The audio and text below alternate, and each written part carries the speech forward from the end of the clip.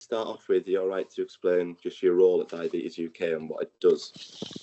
Yeah, so obviously, well, I'm still pretty, well, full time. I'm a youth worker. I cover the north of England, so anything from, I think it starts from, I don't know, say, just above North Wales, right the way up to the border of Scotland. So I'm a youth worker for the north of England. I've only been full time for I think this is my fourth week now, so I'm still pretty much brand new. It's the full time role. But before this, I was a young leader for the same program that I'm full time with now, and I was a young leader for 2.5 years. Obviously, doing a lot of the volunteering and stuff, a lot of different events and stuff like that. So, and obviously, I'll tell you a little bit about the program that what it is that I do. So, obviously, 2.5 years ago, we had a £50 million donation towards a cure, towards research, towards a cure by a guy called Steve Morgan. And he also donated an extra £5 million to fund the programme that I youth work for now, which is called Together Type 1. So we're 2.5 years into the programme, and it's based on for ages 11 to 25-year-olds. And basically, it's just there to try and give as many young people as possible a voice about their diabetes, especially from the early diagnosis, as it can obviously be hard, it can be challenging in many different ways. So it's the program's there to try and give those people, those young people, a voice as early as possible to obviously make the process and the journey having diabetes a little bit easier. We put on quite a lot of events throughout the year, from the likes of, well, last week we had rock climbing. So I was up in Stockport and we had like 18 young people turn up to rock climbing. It's all funded, so all they have to do is just turn up and be there. Everything else is funded in terms of their place and stuff like that. So we cover the costs, and yeah, it just gives them a space to obviously be around other diabetics, plus obviously get to chat with us, and obviously and get to see the value behind like peer support and buddying systems, and speaking to someone who's lived with it for a lot longer. Obviously, I've been diagnosed for, I don't know whether I'm going into one of the questions, by the way. I've been diagnosed for 11 years. So, like, my 11 years could be helpful for somebody who's only been diagnosed for 6 months. So, yeah, it's obviously a 5-year program. Obviously, we're hoping towards the back end of this next 2.5 years, we are going to get more funding to extend it, because we've had a lot of positive feedback from it and the benefits that it's provided for the young people. So yeah, that's a little bit about the job. Obviously, pretty much brand new, full time. Only been here for 4 weeks full time, but as I said, spent 2.5 years volunteering prior to this anyway. So I'm pretty. Well, I understand the ins and outs of the role in Diabetes UK and Together Type 1 and stuff like that. So I'm hoping that answers your question. Yeah. Yeah. So you say you were diagnosed 11 years ago. How was your reaction when you initially received the diagnosis? Like, the symptoms, how did you find out?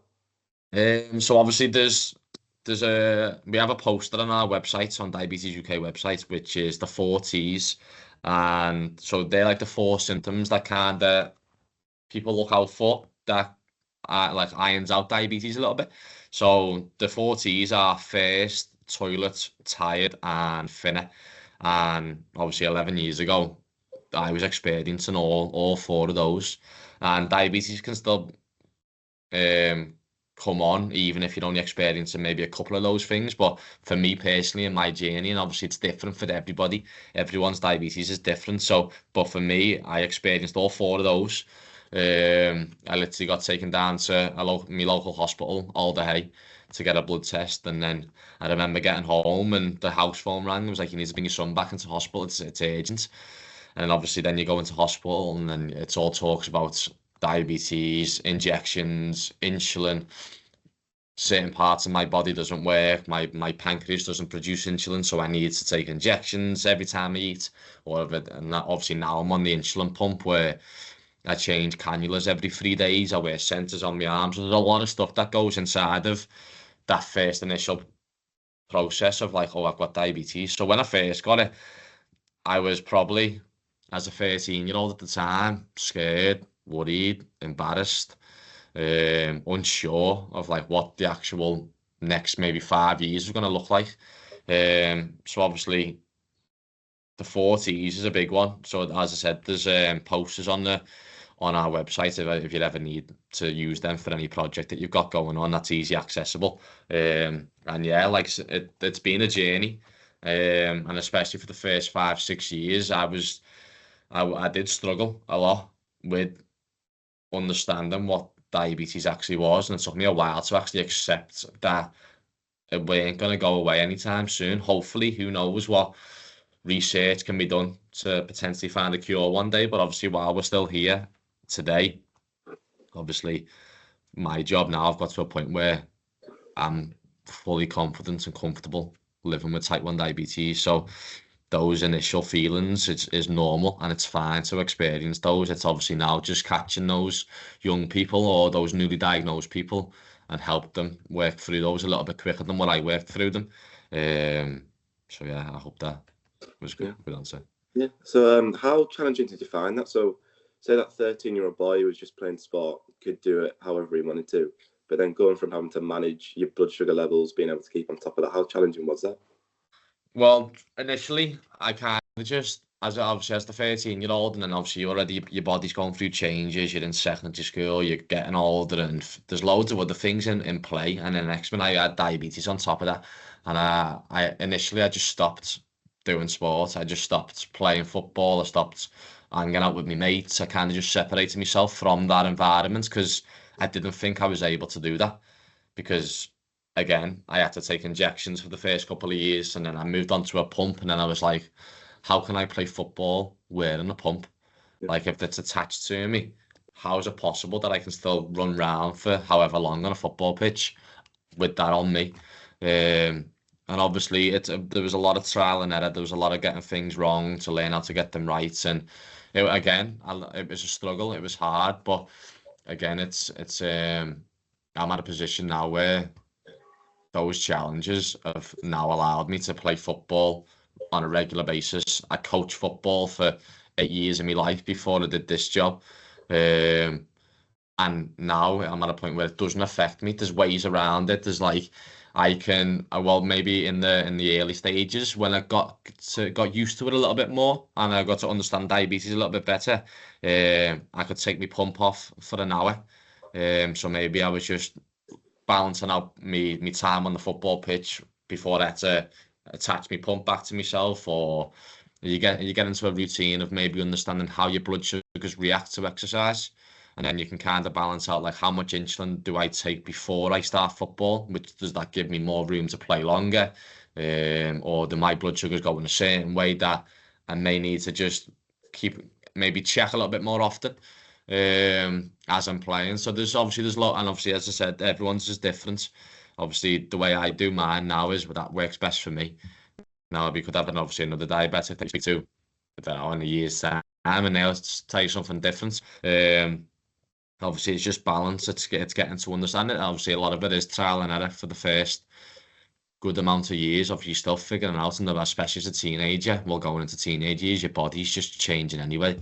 So that's going to throw other factors and obstacles in the way. So a lot of it, as I said, was trial and error, but it was obviously looking back on it now, it was worth it because now I just it doesn't get in the way. I can play football, and obviously there's even to the point where now I play football and obviously you say you play for a football team, you normally have your own team's kit or whatever.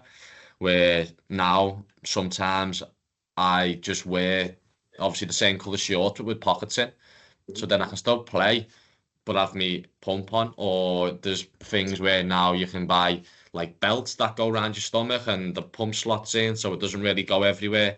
So obviously there's ways around it. Obviously there's still, then with obviously football especially, there's still the risk of it falling out or coming off with a tackle or whatever. But there's so many, obviously with technology nowadays and the way the world's advancing, there's so many different ways that sport can be worked around with, even with having diabetes. So yeah, I find it a lot easier now, but obviously it's all through trial and error, trying things, failing, making mistakes, and obviously learning from those as well. Yeah, so only a couple more for me now, Mike. But so knowing what you know now, what advice would you give to someone young or maybe a younger self about how to deal with a diagnosis? Well, I'm quite fortunate that obviously I'm very lucky to be in a position where I am now to work with as a full-time youth worker with something that I live with. So obviously I get to speak to so many people, so many young people, so many healthcare professionals as well. And I'm quite fortunate now to be in a position where I'm comfortable and confident with diabetes. So I always, when I talk to these young people, I just tell them the kind of truth. I don't kind of hide away from, oh, Mike's doing great and Mike's always being great, because it's not that. That isn't the truth. And I was quite fortunate last year to summit Mount Kilimanjaro and get to Everest Base Camp all in the same year. So I did that last year, and I'm actually doing Everest Base Camp again this year. So I've been quite fortunate to get to this point where I can do that.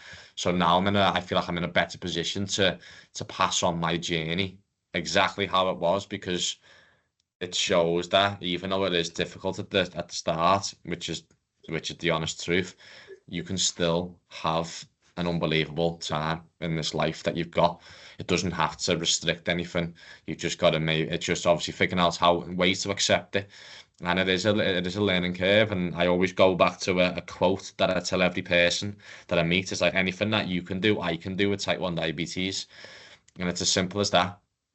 Obviously everyone's different and everyone reacts to it in different ways, but it shouldn't be an obstacle in the way. It shouldn't stop you from doing something. It's using diabetes as a blessing to be able to go and do stuff even better than what you even thought you could do with that. And obviously, to be honest, the biggest one is just being open, honest, and telling the truth from start to finish. Especially with the young people, because they gotta, if you tell them all the good stuff and then they experience they have a bad day, they're like, wow, Mike didn't have these bad days, so why am I having these bad? So it's being honest, open, understanding, and obviously a big one's the acceptance. So trying to figure out ways, and which is massive in peer support, which is I'm a very big advocate of, because it's so important for a young person or anybody with diabetes to be able to speak to someone else who has got diabetes, and that lived experience is so important. Like, I'm speaking to healthcare professionals yesterday in Leeds, and I say to them, like, you're fantastic at what you do, and you're the most brainiest people in the world, and you're unbelievable, but you might not be able to relate with a young person as much as I can, because I live with it, and that's nothing against you, because you are unbelievable. But maybe there's a world where someone who's been through the system, who's had it for a little bit longer, can be added into ways we do these young people and the way we do these diagnosis periods to help with it becoming a little bit easier. And I think lived experiences is the key for that, to make it easier for young people.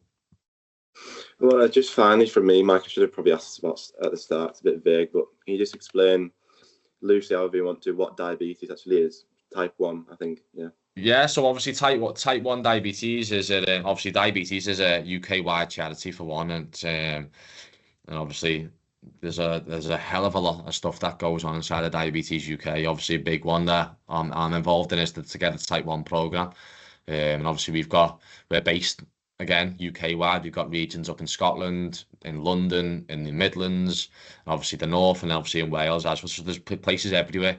And obviously diabetes in a nutshell is your pancreas in your body works, and every time you eat, it produces something called insulin, which matches the carbs, the sugars that are in the food that your body's processing at the time, where mine doesn't work. So mine doesn't do that. Mine doesn't produce insulin. So diabetes is like, to use my diagnosis, you kind of catch it when your bloods go high.